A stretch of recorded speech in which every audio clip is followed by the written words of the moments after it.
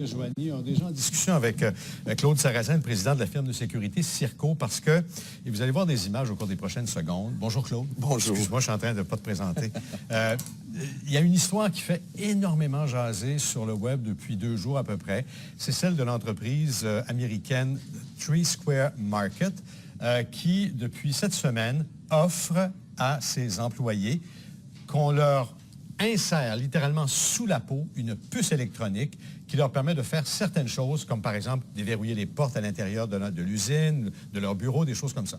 Mais dès qu'on parle de puce électronique, vous allez voir tout à l'heure, vraiment une main avec la puce à l'intérieur sur un rayon X, là, mettons que ça suscite des critiques énormes parce que là, on se dit Big Brother est rendu trop loin. Est-ce qu'on a raison d'avoir peur? Écoute, tout un débat. C'est un domaine qui est super intéressant et qui a énormément de potentiel du point de vue de la sécurité. Soit dit en passant, ce n'est pas la première fois que c'est utilisé. Il y a d'autres organismes. Mais pas des compagnies privées. Pas des compagnies privées. Non, exactement.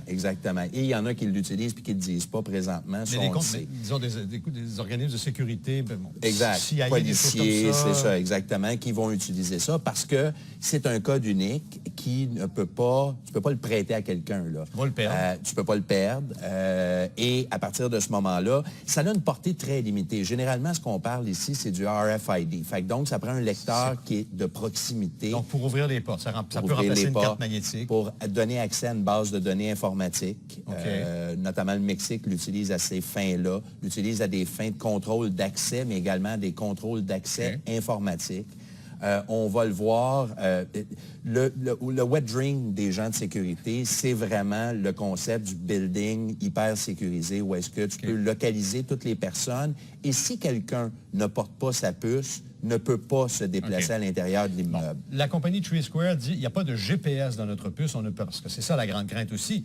Le patron qui sait tout le temps, toujours, à 24 heures par jour, où est son employé. Et eux disent, nous, il n'y a pas de GPS. On pourra en mettre un?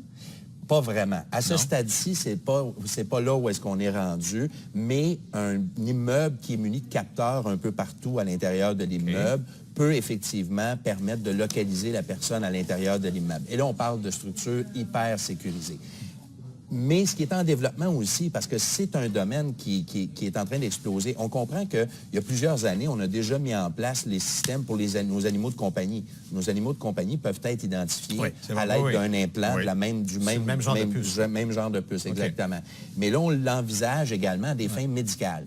Vous êtes à l'hôpital et on vous implante de façon temporaire, en principe, un implant, ou on vous retourne à la maison, on vous fournit un lecteur et un implant, et ça, on s'assure comme ça d'avoir un meilleur suivi sur votre condition médicale, puis etc., etc. Fait que c'est vers ça qu'on se dirige. C'est sûr qu'il y a des enjeux au point de vue légal qui sont ahurissants. Et vie privée. Exactement. Juste pour information, quelques détails. Ça coûte à peu près 300 $, donc c'est pas très énorme. C'est sur une base volontaire, sinon les employés conservent leur carte magnétique. On dit qu'il y en a une 50aine jusqu'à maintenant qui ont accepté chez Three Square.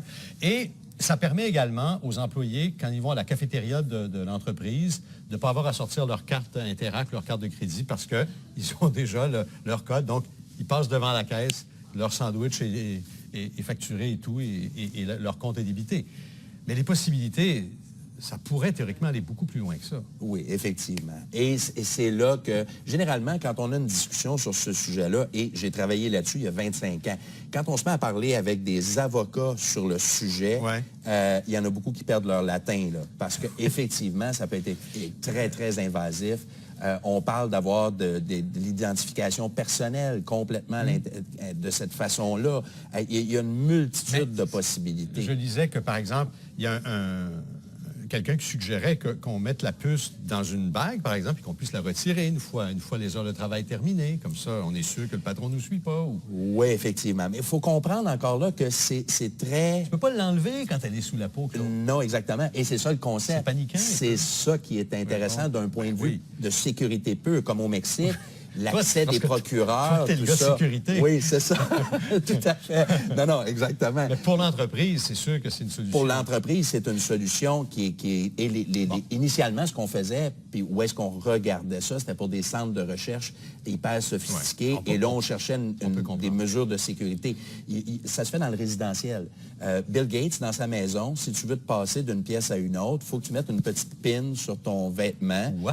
Oui, à l'intérieur de sa résidence personnelle. Et là, ça s'est ajusté en fonction de tes goûts personnels. Et en tout temps, son ordinateur central sait qui est dans la maison, où la personne se trouve. Et là, la musique change au fur et à mesure que tu te promènes à l'intérieur de la maison. Rendu là, on n'est pas loin de la mettre sous la peau. Là. Écoute, Claude Sarrazin de Circo, merci beaucoup de nous avoir révélé tout ça aujourd'hui.